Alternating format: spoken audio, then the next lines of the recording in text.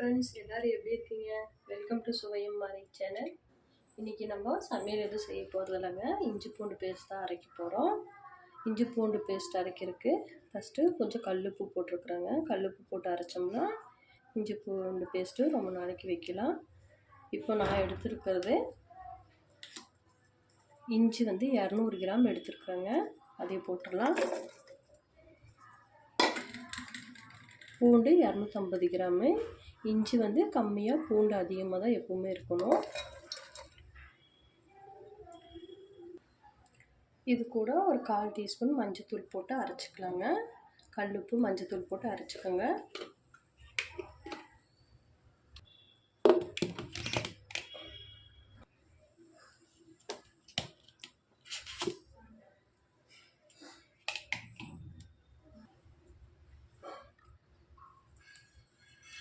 பாருங்கள், இஞ்சி பூண்டு பேஸ்ட்டு நல்லா அரைச்சிட்டு வந்தாச்சு. இது அப்படியே இதுக்கு தனியாக இதுக்கு ஒரு ஸ்பூனை போட்டு மூடி வச்சிடலாம்.